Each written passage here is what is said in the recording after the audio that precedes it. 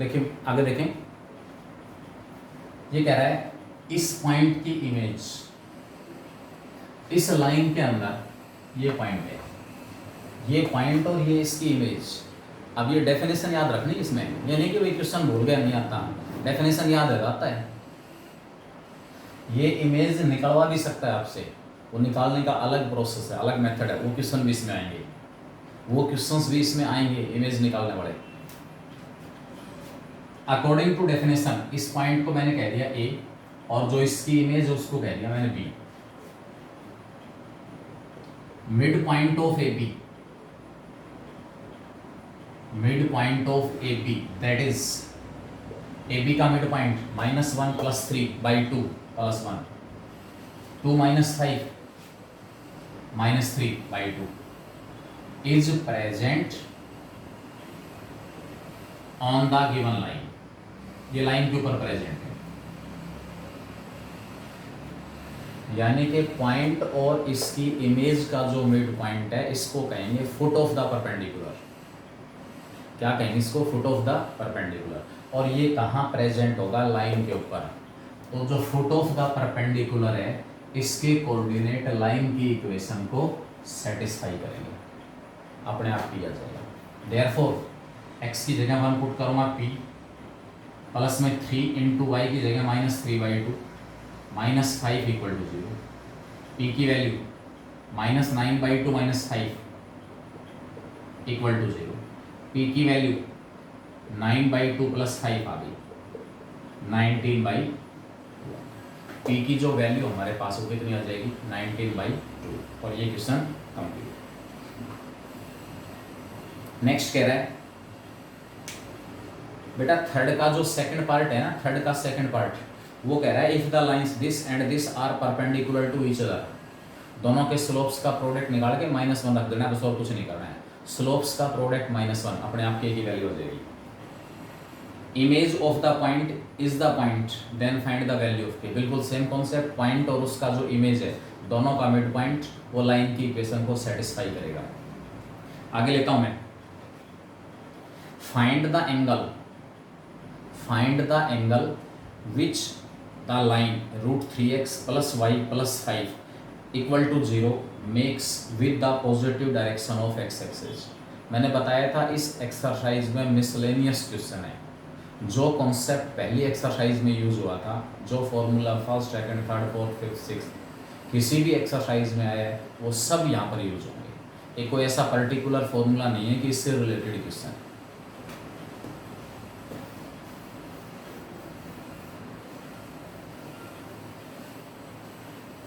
क्या दिया हुआ question? Angle which the line, given line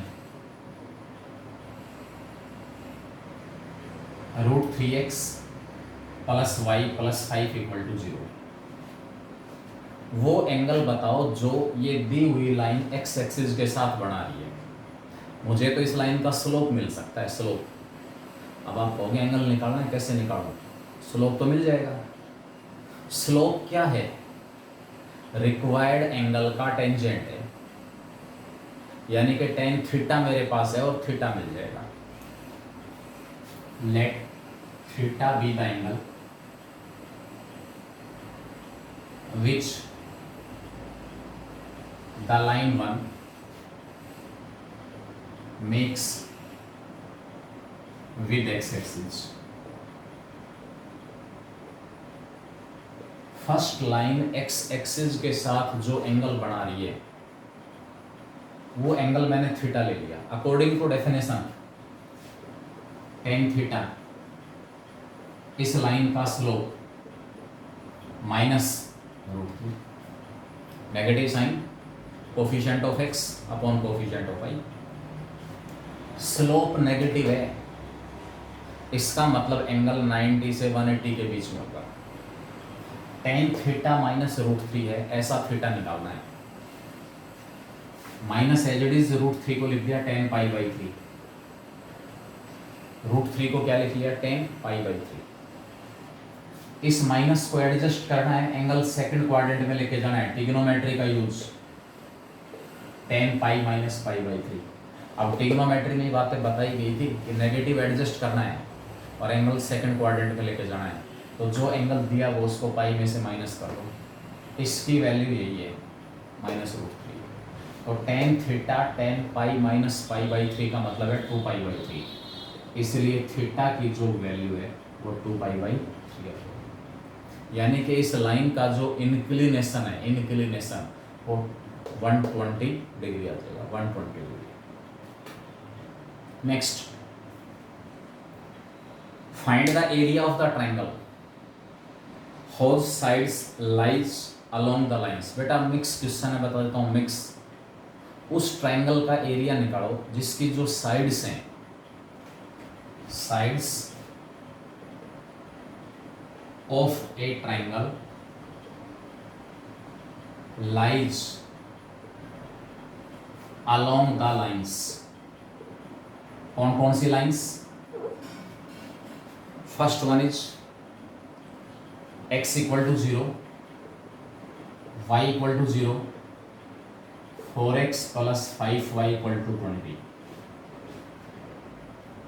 आपको अच्छी तरह पता है x इक्वल टू 0 ये y एक्सिस की इक्वेशन है। यानी कि ट्राइंगल की जो एक साइड है वो y एक्सिस के अलोंग है, दूसरी साइड x एक्सिस के अलोंग है। y equal to 0 x axis की इक्वेशन है, एक साइड y एक्सिस, एक साइड x एक्सिस, और तीसरी साइड है इस लाइन के अलोंग। तो पहले तो ट्राइंगल बढ़ेगी।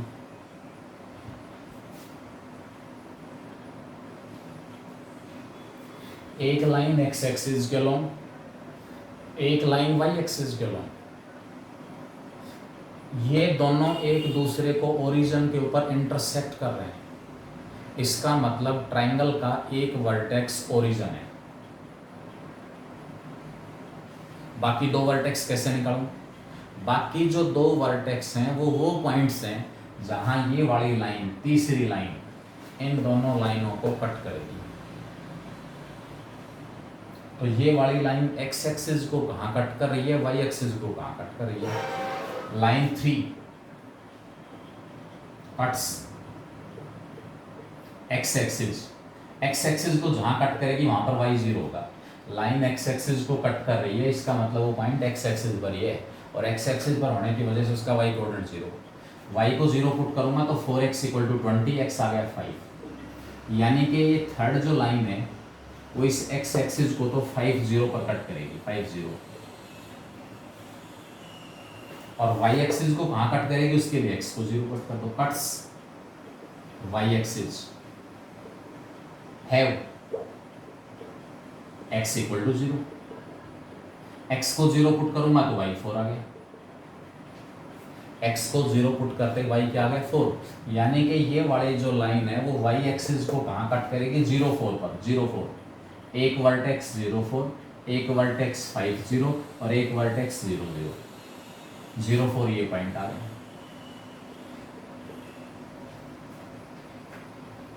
बन गई ट्राइंगल। एक वर्टेक्स ये था, एक ये हो गया, एक ये हो गया।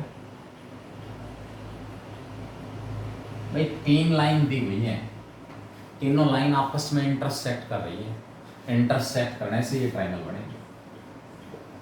कैसी ट्राइंगल बनी? Right angle. कैसी ट्राइंगल बनी? Right angle triangle. अब इसका एरिया निकालना है, 1/2 into base into height. Right angle होने की वजह से बेस 5 है, हाइट कितना है 4, तो 1/2 इंटू 5 इंटू 4, 10 स्क्वायर यूनिट्स जो है वो आपके पास इस ट्राइंगल का एरिया है। Next 7th, ortho centre. हमेशा याद रखना, हमेशा राइट एंगल ट्राइंगल का ऑर्थो सेंटर वो वर्टेक्स है जहां 90 डिग्री का एंगल बना हुआ है। तो इस राइट एंगल ट्राइंगल का वर्टेक्स 0, ऑर्थो सेंटर 0 0 है। Orthocentre, circumcentre, circumcentre, hypotenuse का मिड पॉइंट। सरकम सेंटर होगा हाइपोटेन्यूज का मिड पॉइंट 5/2 और 2। और एक रिजल्ट और होता है जो आपको बता देगा इन सेंटर। इन सेंटर रेडियस हमारे पास मिल जाएगा, इन सेंटर तो निकल ही जाएगा, ax1 plus bx2 plus cx3 upon a plus b plus c। इसकी अपोजिट साइड स्मॉल a, इसकी अपोजिट साइड स्मॉल b, इसकी अपोजिट साइड स्मॉल b। या फिर अगर स्मॉल ए बी सी में कंफ्यूजन होता लगे तो इसको a कह देना, ये b और ये c। तो हाइपोटेन्यूज स्मॉल a, इसकी अपोजिट साइड ये b और ये स्मॉल c। यानी कि इन सेंटर निकालने का फॉर्मूला है, ऑर्थो सेंटर मैंने बताया दो साइड से, दो वर्टिसेस से अपोजिट साइड के ऊपर परपेंडिकुलर ड्रा करेंगे। राइट एंगल ट्रायंगल का ऑर्थो सेंटर हमेशा वो वर्टेक्स, एक साइड ये है, ये एक साइड, यहाँ से परपेंडिकुलर ड्रा करोगे तो इस साइड को यहीं आकर मिलेगा। एक साइड ये है, यहाँ से परपेंडिकुलर ड्रा करेंगे इस साइड के ऊपर तो वो यहीं आकर मिलेगा। तो ये दो एल्टीट्यूड एक दूसरे को जहाँ इंटरसेक्ट करेंगे वो पॉइंट ऑर्थो सेंटर होता है। Universal truth, right angle triangle के अंदर वो वर्टेक्स जहाँ 90 डिग्री का एंगल है वो ऑर्थो सेंटर होगा। हाइपोटेन्यूज का mid point circumcentre, coordinate दे रखे हैं, मिड पॉइंट निकाल दो, मिड पॉइंट को सर्कम सेंटर आ गया, ऑर्थो सेंटर आ गया। इन सेंटर निकालने का फॉर्मूला है ax1 plus bx2 plus cx3 upon a plus b plus c। इस साइड की लेंथ 5, इस साइड की लेंथ 4, ये साइड निकाल लेना पाइथागोरस थ्योरम से। 25 प्लस 16 √41 ये साइड आ जाएगी आपके पास इन सेंटर। ठीक है, तो ये केस हमारे पास। नेक्स्ट 7th का फर्स्ट ऑर्थो सेंट्री है, राइट एंगल ट्रायंगल है, एक वर्टेक्स है 0 0, एक h है 0, एक 0 10, एक x एक्सिस के ऊपर, एक y एक्सिस के ऊपर और एक 0 0 0 0, एक वर्टेक्स 6 0 और 0 10, ये तीन वर्टेक्स दिए गए। ट्रायंगल कैसी बनेगी? Right angle. कैसी ट्रायंगल होगी? राइट एंगल, 6 0 और 0 10। ठीक है, तो यहाँ से हमारे पास ये तो क्या आएगा? Ortho centre. हमेशा राइट एंगल ट्रायंगल का वो वर्टेक्स जहाँ 90 डिग्री का एंगल है वो ऑर्थो सेंटर होगा। बिल्कुल सेम इसका सेकंड पार्ट है, जैसे मैंने इसके अंदर निकाला है ये वाले दो पॉइंट, ऐसे दो पॉइंट निकालना ऑर्थो सेंटर, क्योंकि ट्रायंगल राइट एंगल है। आप कहोगे कैसे पता चला? क्योंकि जो दो साइड्स हैं वो एक एक्स एक्सिस के लॉन्ग है, एक वाई एक्सिस के लॉन्ग है, निकालने की जरूरत भी नहीं है कुछ भी। एक साइड एक्स एक्सिस के लॉन्ग ट्रायंगल की, एक वाई एक्सिस के लॉन्ग, दोनों के बीच का एंगल 90 डिग्री होता है। इसका मतलब ट्रायंगल कैसी है? राइट एंगल, तो उसका 90 डिग्री एंगल यही होता है। तो ये पॉइंट क्या कहलाएगा? Ortho centre. 8th first part बिल्कुल सेम, सेकंड बिल्कुल सेम, छोड़ रहा हूं मैं। सर्कम सेंटर निकलवा रहा है, क्या बता दिया? हाइपोटेन्यूज का mid point circum centre.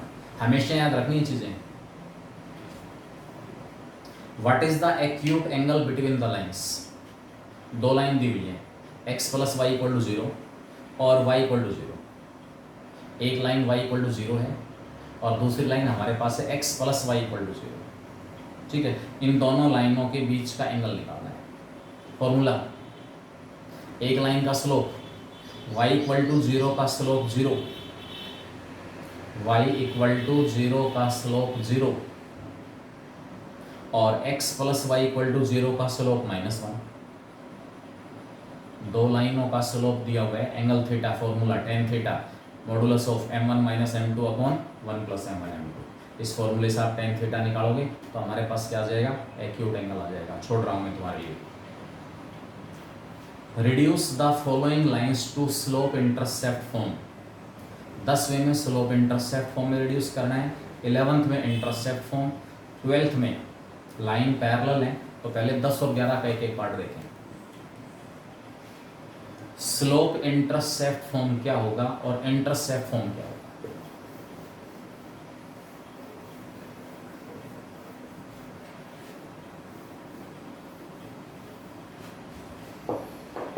Line हमारे पास गिवन है 3x minus 4y plus 10 equal to 0। Given line 3x minus 4y plus 10 equal to 0, -4y minus 3x minus 10, -4 से डिवाइड कर दिया,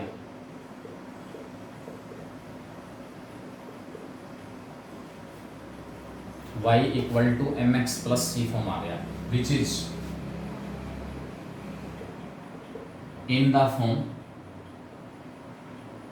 y equal to m x plus c, slope m 3/4, y intercept c equal to 5 हो गया radius. कौन सा form आ गया? Slope intercept form, जिसमें y इंटरसेप्ट दिया हुआ है और स्लोप दिया हुआ है। लास्ट पार्ट है y plus 3 equal to 0, y equal to -3,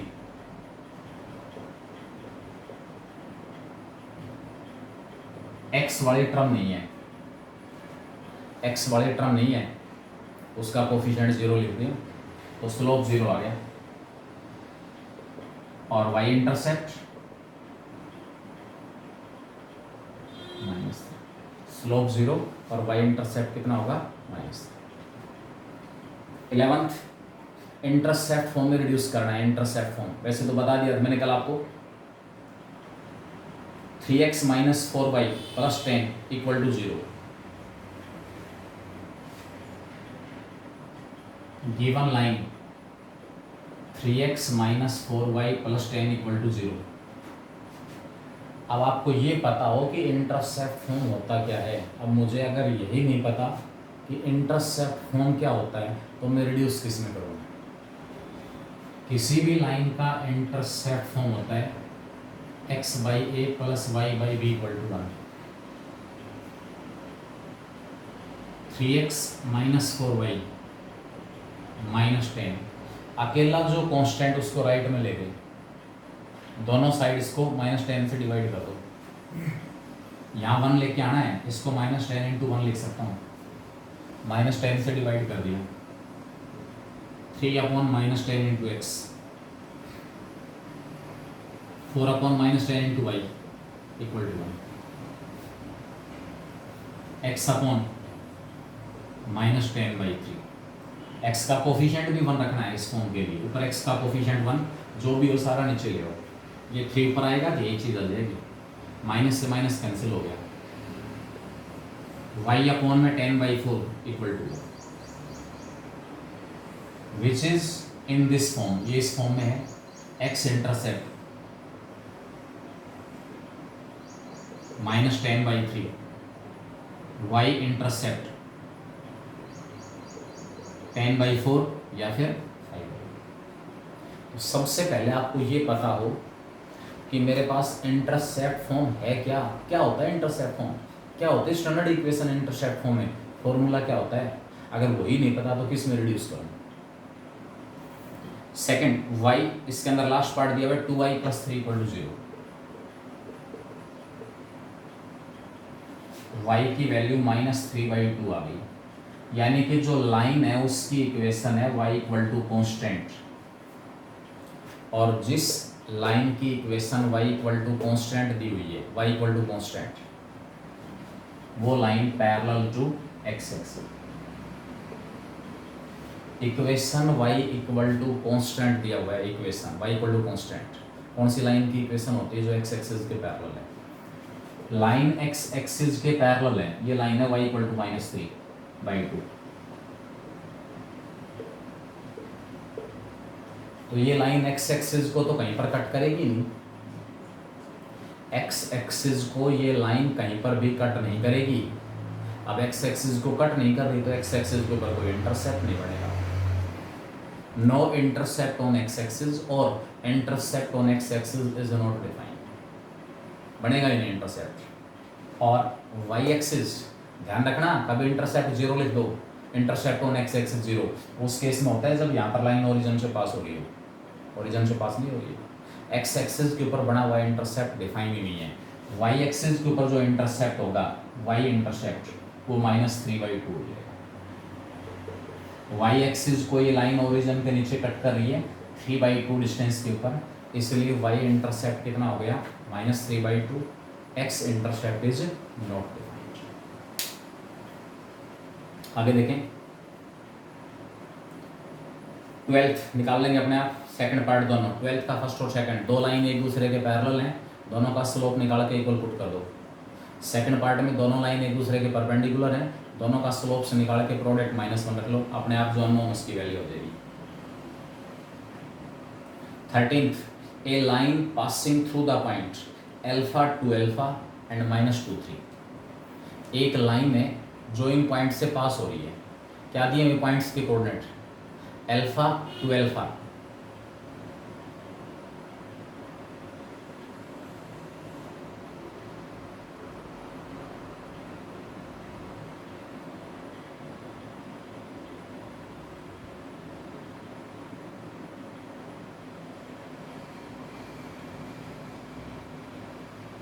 line 2 point से पास हो रही है, alpha two alpha -2 3 alpha.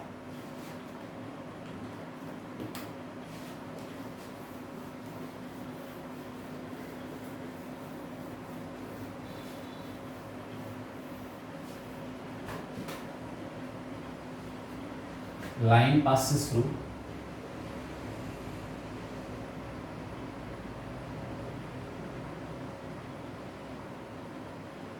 alpha to alpha and -2 3 and perpendicular to the line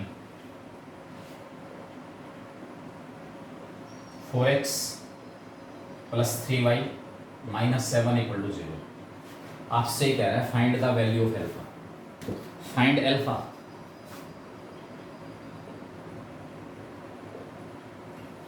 जो क्वेश्चंस को समझेगा वो निकाल पाएगा।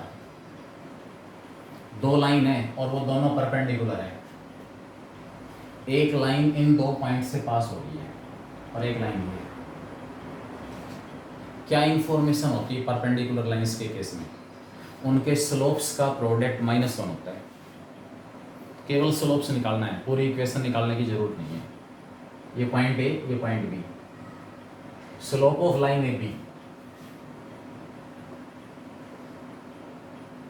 जो लाइन ए और बी से पास हो रही है उसका स्लोप 3 - 2 अल्फा -2 - अल्फा m1 कहते हैं। Slope of given line, given line का स्लोप है -4/3, इसको m2 कह दिया।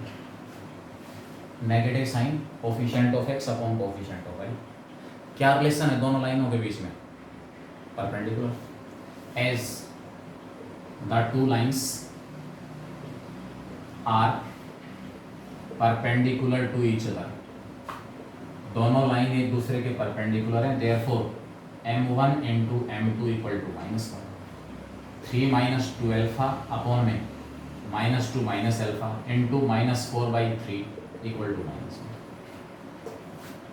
मल्टीप्लाई करो, क्रॉस मल्टीप्लाई करो, अपने आप अल्फा की वैल्यू आएगी। -4 को मल्टीप्लाई करो, -12 प्लस का 8 अल्फा। 3 को इसके साथ मल्टीप्लाई किया, सारे के साथ -1 मल्टीप्लाई हो जाएगा, तो यह आ जाएगा 6 प्लस का 3 अल्फा। इसको इससे मल्टीप्लाई करूँगा, -6 - 3 अल्फा, वो -1 से मल्टीप्लाई होगा। 8 अल्फा इधर आके 3 अल्फा हो गया, 5 अल्फा। 12 पर लेकर जाके 18, और अल्फा की वैल्यू क्या आ जाएगी? 18 अपॉन। मतलब आपको क्या देखना है कि भी लाइन परपेंडिकुलर है। क्या क्या इन्फॉर्मेशन मुझे परपेंडिकुलर लाइंस के बारे में? उनके स्लोप्स का प्रोडक्ट -1। तो पहले तो उस लाइन का स्लोप निकालो जो इन 2 पॉइंट से पास हो रही है। तो इस लाइन का स्लोप निकालो, दोनों का प्रोडक्ट -1।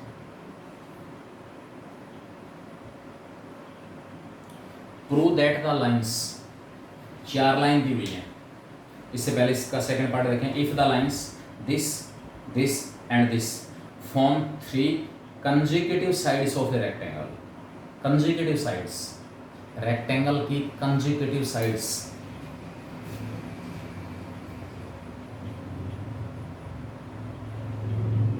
अपोजिट नहीं, कंजिक्यूटिव साइड्स। कंसेप्चुअल क्वेश्चन है, कॉन्सेप्ट जो समझेगा वो क्वेश्चन निकाल देगा। साइड्स दी हुई हैं रेक्टेंगल की 3 consecutive sides, 3x plus y equal to 4। इसके साथ लगती हुई ये साइड है, इसकी इक्वेशन है x - ay plus 7 equal to 0, और तीसरी साइड की इक्वेशन है bx plus 2y plus 5 equal to 0।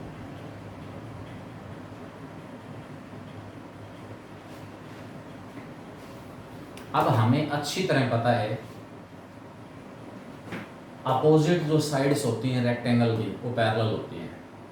इसका मतलब इसका स्लोप और इसका स्लोप को इक्वल होना चाहिए। एडजेसेंट साइड परपेंडिकुलर होती हैं रेक्टेंगल की, दोनों के स्लोप्स का प्रोडक्ट -1 होना चाहिए, अपने आप ये हो गया। देयरफॉर इस लाइन का स्लोप -3, इस लाइन का slope -b/2। Negative sign coefficient of x upon coefficient of y, minus से माइनस कैंसिल हो गया, b = 6 आ गया, b = 6। ये दोनों लाइन एक दूसरे के परपेंडिकुलर है।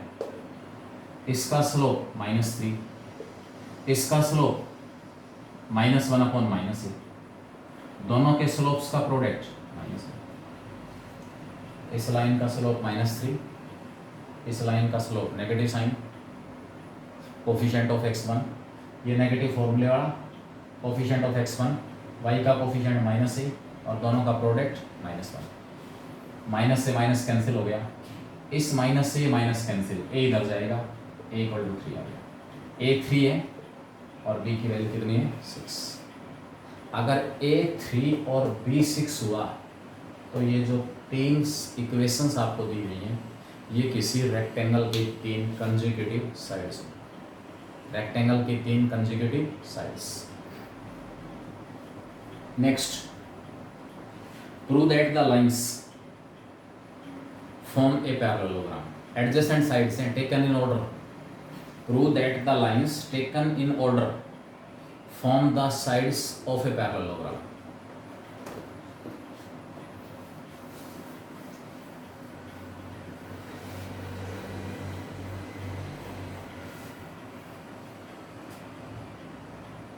क्वेश्चन दिया हुआ है, prove that the lines, prove that the lines, lines की इक्वेशन क्या क्या है, 3x - 4y + 5 = 0, first line, x + 2y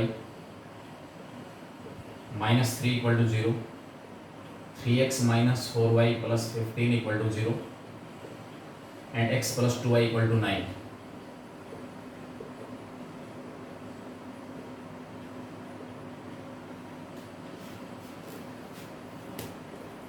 These 4 lines form a parallelogram. Parallelogram की प्रॉपर्टी, अपोजिट साइड्स जो है पैरेलल होती है। अपोजिट साइड्स का पेयर अगर पैरेलल है, lines represented by 1 and 3 are parallel to each other. क्यों? x और y का कोफिशिएंट सेम है, इसलिए फर्स्ट लाइन और थर्ड लाइन एक दूसरे के पैरेलल है।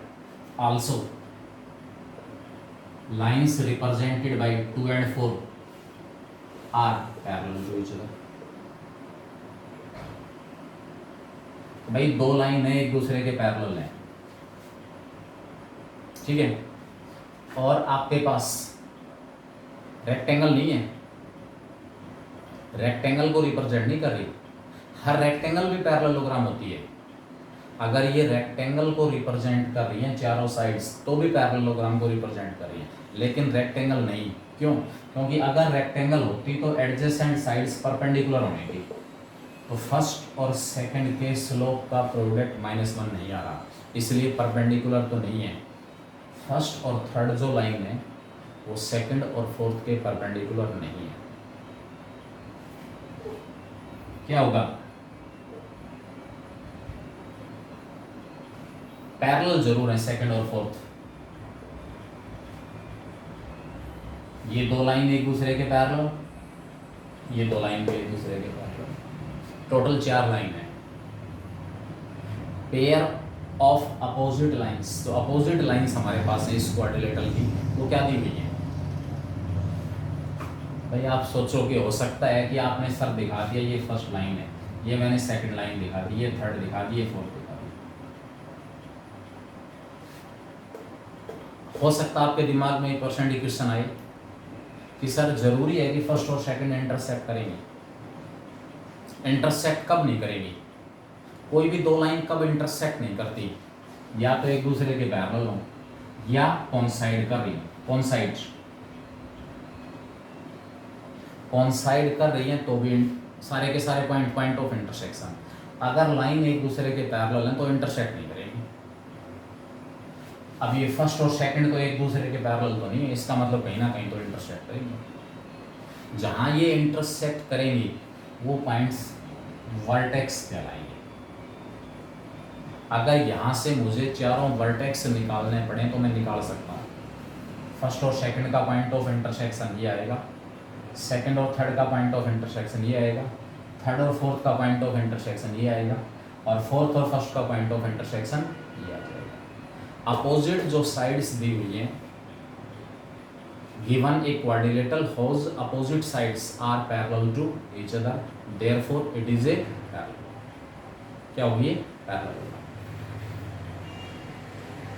Equation of line parallel to this line and with y intercept 5। y intercept 5 का मतलब है पासिंग पॉइंट 0,5 अपने आप निकालेंगे। दी हुई लाइन के पैरेलल है, y इंटरसेप्ट 5 दिया हुआ है, 0,5 पासिंग पॉइंट है। मैं छोड़ रहा हूँ, अपने आप निकालो इसको। Equation of line perpendicular to the line this and with y intercept -3। y intercept -3 का मतलब है पासिंग पॉइंट 0-3। एक भी इंटरसेप्ट आपको दिया हुआ है, इसका मतलब पासिंग पॉइंट दिया, passing point. Next,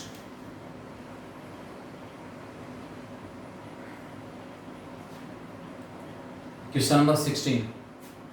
prove that the line through the point x1 y1 and parallel to line ax plus by plus c equal to 0 is a into x minus x1 plus b into y minus y1 equal to 0। a into x minus x1 plus b into y minus y1 equal to 0। कौन सी line? जो कहाँ से पास हो रही है? x1 y1 से। किसके parallel है? ax plus by plus c equal to 0।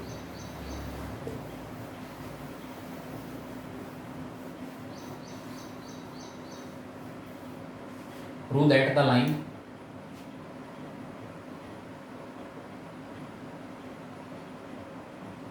passing through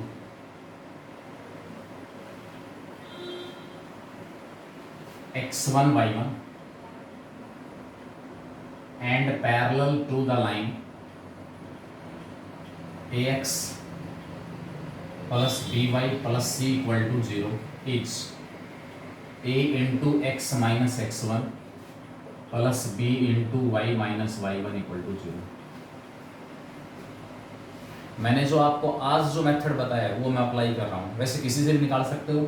इस लाइन का स्लोप निकालो, पासिंग पॉइंट दे रखे, लाइन की इक्वेशन आपके पास है, दोनों मेथड से निकाल देते हैं। Slope of given line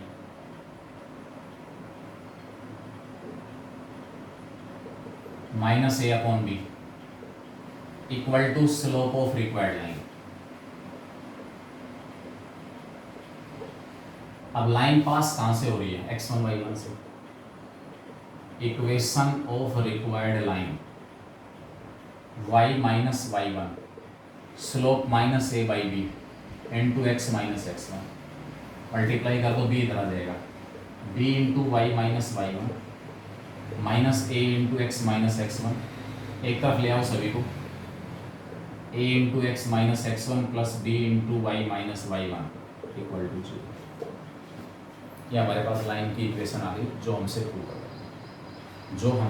prove करवाई है उस लाइन की इक्वेशन। दूसरा ऑप्शन था इस लाइन के पैरेलल जो लाइन होगी उसकी equation ax plus by plus k equal to 0।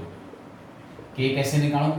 ये वाली जो लाइन है जो इसके पैरेलल है वो इस पॉइंट से पास हो रही है। k निकालने के लिए ये वाला पॉइंट इसको सेटिस्फाई करेगा। Therefore ax1 plus by1 plus k equal to 0। तो k की वैल्यू आ गई माइनस ax1 माइनस by1। ये k की वैल्यू उठा के यहाँ पुट कर दो। ax plus by minus ax1 minus by1 equal to 0। इन दोनों में से a कॉमन निकाल लिया, अंदर x माइनस x1, इसमें से और इसमें से b कॉमन निकाल लिया, y माइनस y1 इक्वल तो कैसे भी निकालो, मर्जी तुम्हारी, दोनों मेथड मैंने आपको बता दी, इसको जो आसान लगे उसमें निकालो। Equation of straight line perpendicular to this, question number 17, इस लाइन के परपेंडिकुलर है एक्स इंटरसेप्ट -4, एक्स इंटरसेप्ट -4 का मतलब है पासिंग पॉइंट -4 0, पासिंग पॉइंट मिल गया, दी हुई लाइन के परपेंडिकुलर है, इक्वेशन निकालें।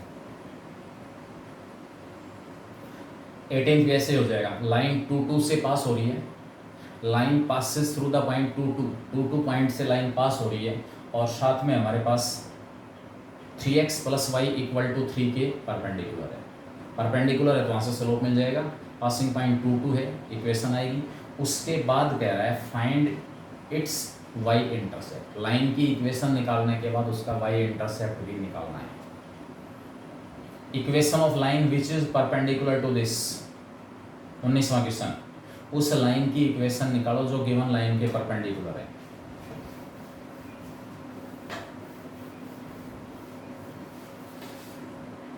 Required line is perpendicular to, required line is perpendicular to 3x + 2y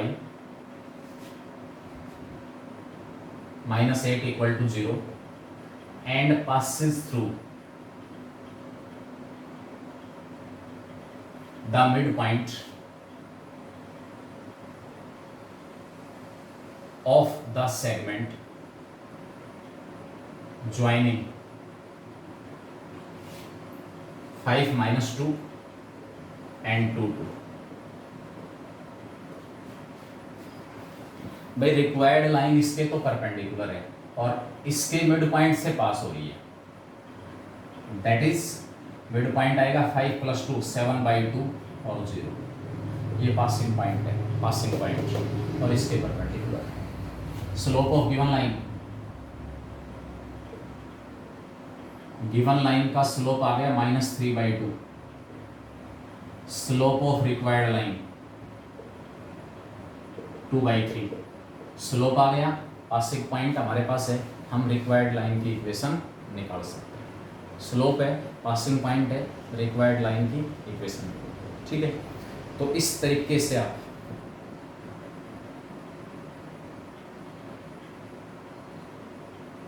बीस तक के जो क्वेश्चन है वो आप निकालोगे, 20 तक के, इसमें टोटल 40 क्वेश्चन है, 20 तक के क्वेश्चन और आधे एग्जाम्पल, मिसलेनियस एक्सरसाइज है, पहले 20 क्वेश्चन और आधे एग्जाम्पल इस एक्सरसाइज के कंप्लीट करोगे, ठीक है। 20 एग्जाम्पल, आधे एग्जाम्पल और आधी एक्सरसाइज।